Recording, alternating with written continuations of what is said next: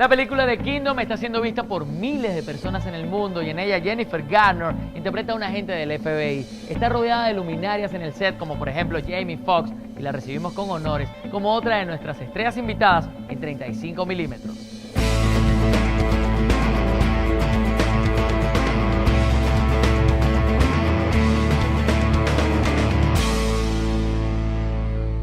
Welcome to Venezuela. Thank you. Please, everything okay? Come with me. Come, follow me. What do you think about all this terrorist problem? Well, it's sobering and scary and hopefully something that we can resolve. Did you have meetings with people actually involved in this kind of conflict? We had a lot of meetings with the FBI. So that was fascinating. They spent time with us. We went over classes about bombs and learning how to, sift through rubble and figure out if a bomb was detonated from a cell phone or from right on site, or if what kind of explosives were used to set it off. And then we met with the FBI regarding forensics, because my character's a forensics expert, and we worked on fingerprinting, taking fingerprints off of skin or from someone who has died and is in rigor mortis. I mean, we learned all kinds of things. It was great. Okay. Hope seems to be a hard word to learn. What do these movies teach about it? Well, you can look at this movie a couple of different ways. You can look at it and feel like, oh gosh, there's a cycle of violence that's being taught to the next generation and it's going to go on and on. Or you can look at it and realize everybody in the world, for the most part, wants the same things. We all want the world to be a safe place. We all want our kids and families and friends to be protected and safe and happy. And if we can remember that we actually all do have a common goal, then we can, we will be so much happier.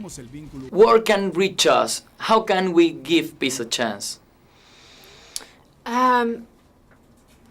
I think you have to teach your kids to, while their first instinct may be to strike back if someone strikes at them, to turn the other cheek. Some people live in a complete different world without knowing about all this hate and fighting.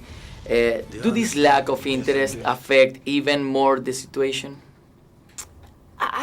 I don't know. As long as you're not, part of the problem, being a real negative force in the world, then, you're allowed to be as ignorant as you want to be. The movie business has a big influence in the world. How does entertainment free your mind? Gosh.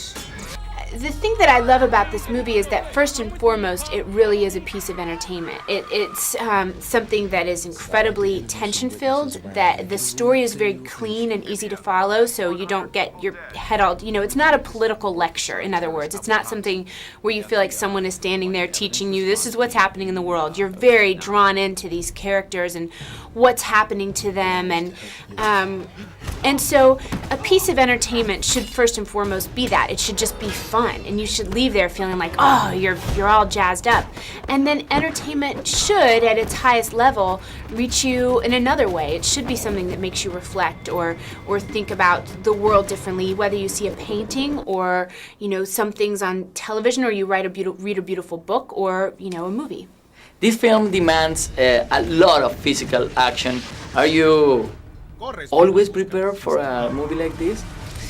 I was not prepared for this movie. I had just had a baby, so I had to get back in shape beforehand.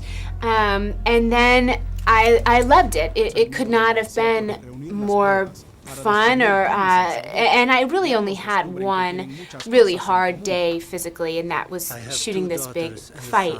And luckily I've done enough of that stuff that I feel really comfortable going into that situation, which was great because it wasn't choreographed. We didn't rehearse it beforehand and learn any moves. We just got in there and tried to scratch each other and bite each other and kick each other, and it was very raw.